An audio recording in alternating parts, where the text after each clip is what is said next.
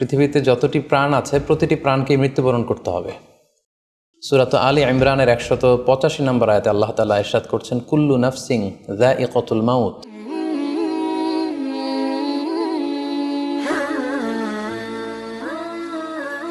আসসালামু আলাইকুম ওয়া রাহমাতুল্লাহি ওয়া বারাকাতুহু। নাহমাদুহু ওয়া নুসাল্লি আলা রাসূলিহিল কারীম। আম্মা বা'দু ফাআউযু বিল্লাহি মিনাশ শাইতানির রাজীম। বিসমিল্লাহির রহমানির রহিম। আব্দুল্লাহ নামে এক ভাই প্রশ্ন করেছেন, বাথরুমে গিয়ে অনেকে মৃত্যুবরণ করেন। বাথরুমে মৃত্যু কি ভালো না মন্দ জানতে চাই। প্রিয় ভাই আব্দুল্লাহ, আপনার এই প্রশ্নের উত্তরে বলবো যে পৃথিবীতে যতটি প্রাণ আছে প্রতিটি প্রাণকে মৃত্যুবরণ করতে হবে। সূরাত আলী ইমরানের 185 নম্বর আয়াতে আল্লাহ তাআলা ইরশাদ করছেন, কুল্লু নাফসিন যায়িকাতুল মাউত। অর্থাৎ প্রতিটি আত্মাকে মৃত্যুর স্বাদ আস্বাদন করতে হবে। আমরা পৃথিবীতে যারাই এসেছি আবার এই পৃথিবী থেকে বিদায় নিতে হবে, আমাদেরকে মৃত্যুবরণ করতে হবে। এটা হচ্ছে চিরসত্য বা মহাসত্য, এবং এই চিরসত্যটি কম বেশি আমরা সবাই জানি। কিন্তু আমরা কোথায় মৃত্যুবরণ করব এ ব্যাপারে আমরা কিছুই জানি না। কিভাবে আমাদের মৃত্যু ঘটবে, কোন প্লেসে কোন জায়গাতে আমরা মরব এ ব্যাপারে আমরা কিছু জানি না। এবং সে ব্যাপারে সূরাতুল লোকমানের 34 নম্বর আয়াতে আল্লাহ তাআলা ইরশাদ করছেন, ওয়ামা তাদরি নাফসুম বিআইয়ি আরদিন তামুত ইন্নাল্লাহা আলিমুন খবীর। অর্থাৎ কোনো মানুষই জানে না, কোনো প্রাণী জানে না যে সে কোন প্লেসে কোন জায়গায় মৃত্যুবরণ করবে। এ ব্যাপারে শুধুমাত্র কেবলমাত্র আল্লাহ তাআলাই জ্ঞান রাখেন। ইন্নাল্লাহা আলিমুন খবীর, তিনি মহাজ্ঞানী এবং সব ব্যাপারে তিনি খবর রাখেন। তাহলে কোরআনের এই দুটি আয়াতের মাধ্যমে আমরা জানতে পারলাম যে আমরা প্রত্যেকেই মৃত্যু স্বাদ আস্বাদন করতে যাচ্ছি। আমরা মরবো এটা নিশ্চিত, কিন্তু কোথায় মরব, কোন জায়গায় আমাদের মৃত্যু ঘটবে, সংঘটিত হবে, এই ব্যাপারে আমরা কিছুই জানি না।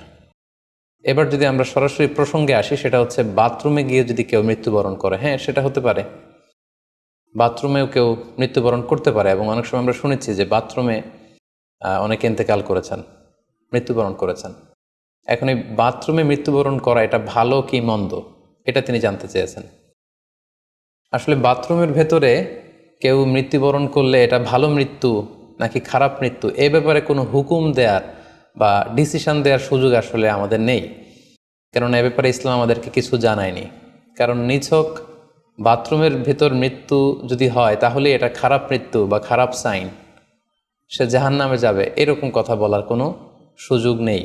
নিছক একটা নির্দিষ্ট জায়গায় কারণ মৃত্যুর কারণে এটা খারাপ মৃত্যু বা ভালো মৃত্যু বলে আসলে কোনো ধরনের সিদ্ধান্তে আসা যায় না।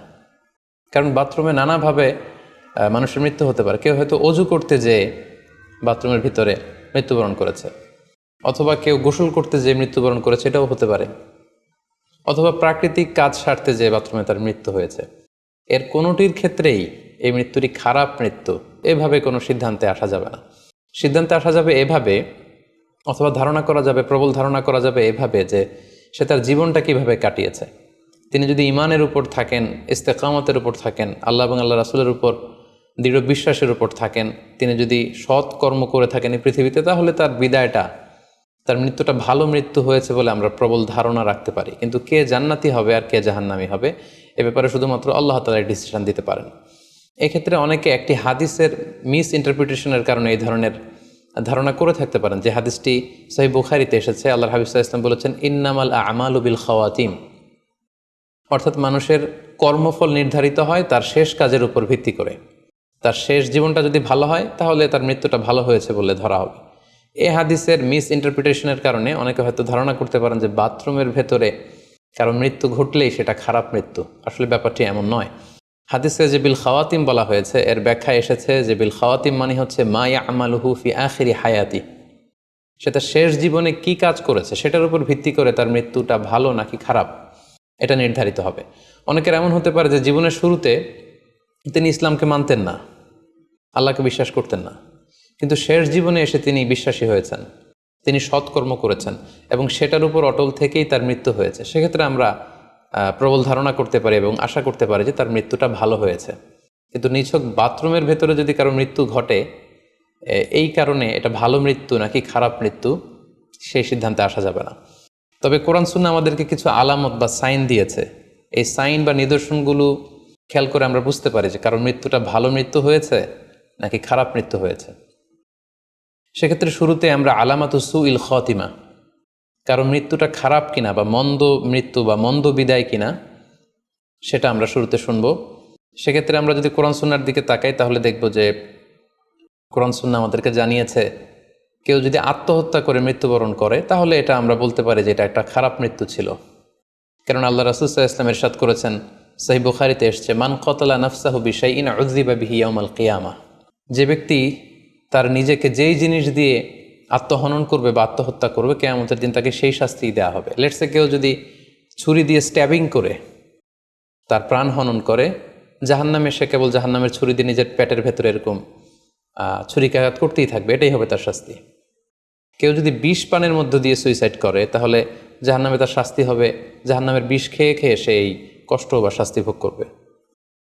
কেউ যদি গলায় দড়ি দিয়ে বা ওড়না পেঁচিয়ে গলায় ফাঁস লাগিয়ে সুইসাইড করে তাহলে আল্লাহ রাসূল সাল্লাল্লাহু আলাইহি ওয়াসাল্লামের হাদিস অনুযায়ী জাহান্নামে সে গলাতে শুধু ফাঁস লাগাতেই থাকবে।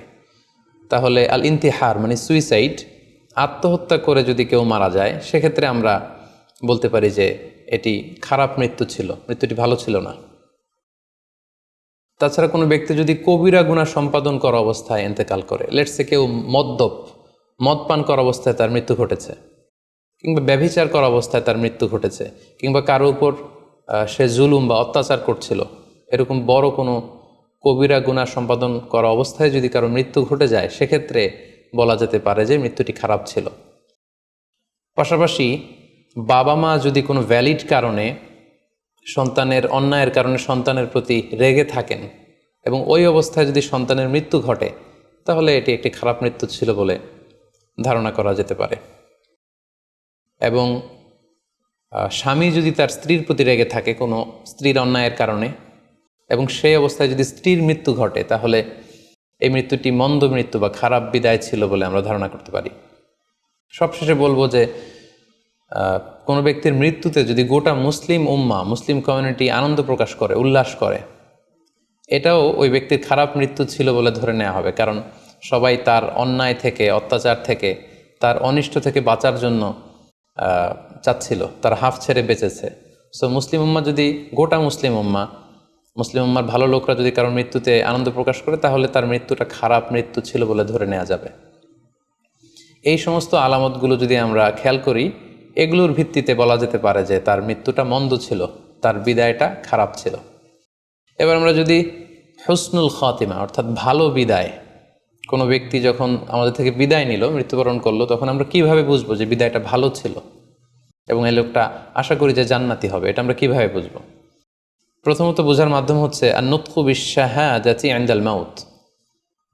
মৃত্যুর সময় যদি কেউ আল্লাহর জিকির করা অবস্থায়, আল্লাহকে স্মরণ করা অবস্থায় কিংবা শাহাদাত বাণী পাঠ করে যদি মৃত্যুবরণ করতে পারে তাহলে আশা করা যায় যে এই মৃত্যুটা খুব ভালো মৃত্যু হয়েছে। কারণ আল্লাহ রাসূল সাল্লাল্লাহু আলাইহি ওয়াসাল্লাম সুনানে আবু দাউদের এক বর্ণনায় ইরশাদ করেছেন, মান কানা আখিরু কালামিহি লা ইলাহা ইল্লাল্লাহ, যে ব্যক্তির শেষ বাক্য হবে লা ইলাহা ইল্লাল্লাহ এবং এই কালিমাতুত তাইয়্যিবা, এটা পরে যদি কেউ শেষ নিঃশ্বাস ত্যাগ করতে পারে তাহলে সে জান্নাতে প্রবেশ করবে বলে আল্লাহ রাসূল সাল্লাল্লাহু আলাইহি ওয়াসাল্লাম আমাদেরকে সুসংবাদ দিয়েছেন। তাহলে মৃত্যুর আগে কালিমা পরে মরতে পারা এটা একটা সৌভাগ্যের বিষয় এবং এটা একটা ভালো সাইন। পাশাপাশি বিশ্বাসী ব্যক্তিরা, ইমানদাররা যখন মৃত্যুবরণ করে তখন তাদের কপাল ঘেমে যায়, অর্থাৎ মৃত্যুর পরে মৃত ব্যক্তির কপালে হাত দিয়ে যদি আমরা দেখতে পাই যে কপাল ঘেমে আছে, সোয়েটিং, প্রচণ্ড ঘামছে, এটা দেখেও আন্দাজ করা যেতে পারে বা ধারণা করা যেতে পারে যে মৃত্যুটা ভালো হয়েছে। কেননা সুনানে তিরমিজির বর্ণনায় আল্লাহ রাসূল সাল্লাল্লাহু আলাইহি ওয়াসাল্লাম ইরশাদ করেছেন, আল মুমিনু ইয়ামুতু বিআরাকিল জাবিন, বিশ্বাসীরা যখন মারা যায় তখন তাদের কপাল ঘেমে যায়।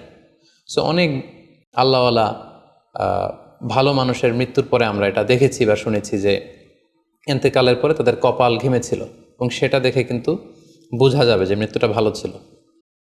পাশাপাশি জুমার রাতে যদি কেউ ইন্তেকাল করে, বৃহস্পতিবার দিবাগত রাতে, নিঃসন্দেহে সেক্ষেত্রে লোকটার ইমানদার হতে হবে, সৎ ব্যক্তি হতে হবে। সেক্ষেত্রে এটা একটা ভ্যালিউ অ্যাড করবে যে জুমার রাতে সে ইন্তেকাল করেছিল। রমাদান মাসে যদি কেউ ইন্তেকাল করে এটা একটা খুশনসিব তার জন্য। পাশাপাশি হজের সফরে যদি কেউ, হজের যে দীর্ঘ সফর, এই সফরে যদি কেউ ইন্তেকাল করে এটা একটা ভালো মৃত্যু বলে ধর্তব্য হবে। পাশাপাশি কেউ যদি জেহাদের ময়দানে শহীদ হওয়ার সৌভাগ্য লাভ করে, নিঃসন্দেহে এটা সবচেয়ে শ্রেষ্ঠ মৃত্যু। আল্লাহ তাআলার কাছে সবচাইতে শ্রেষ্ঠ মৃত্যু হচ্ছে শাহাদাতের মৃত্যু, এবং শহীদের দেহ থেকে গড়ে গড়ে পড়া, মাটিতে পড়া যে রক্তের ফোঁটা, এই ফোঁটাটা আল্লাহ তাআলার কাছে খুব প্রিয়। সো নিঃসন্দেহে শাহাদাতের মৃত্যু এটা পৃথিবীর শ্রেষ্ঠতম মৃত্যু।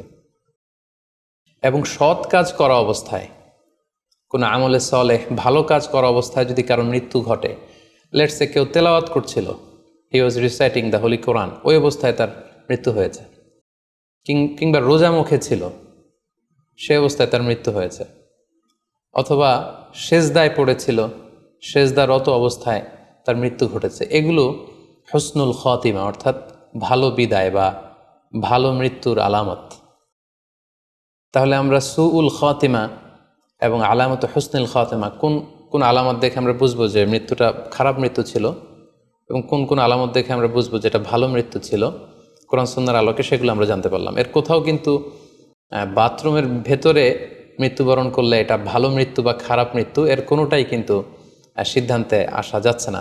সেক্ষেত্রে সেই ব্যক্তি তার শেষ জীবনে কেমন আমল করেছে, তিনি কি ইমানদার অবস্থায় ছিলেন, তিনি কি সৎকর্ম করেছেন, তিনি কি সালাত আদায় করতেন কিনা, এগুলোর উপর ভিত্তি করে তার মৃত্যুটা ভালো মৃত্যু বা খারাপ মৃত্যু সেটা আমরা বলতে পারবো। কিন্তু নিছক কেবল বাথরুমের ভেতরে কারো মৃত্যু হলেই সেটা মন্দ মৃত্যু, খারাপ মৃত্যু, অপমৃত্যু, এরকম ধারণা করার কোনো সুযোগ নেই। আশা করি আপনি প্রশ্নের উত্তর পেয়েছেন। আল্লাহ তাআলা আমাদের সবাইকে ইসলামকে সঠিকভাবে বুঝার, জানার এবং সে অনুযায়ী মানার তৌফিক দান করুক। হাযা মা ইনদি ওয়াল ইলমু ইনদাল্লাহ আলাইহি তাওয়াক্কালতু ওয়া ইলাইহি উনীব। ওয়াসসালামু আলাইকুম ওয়া রাহমাতুল্লাহি ওয়া বারাকাতুহু।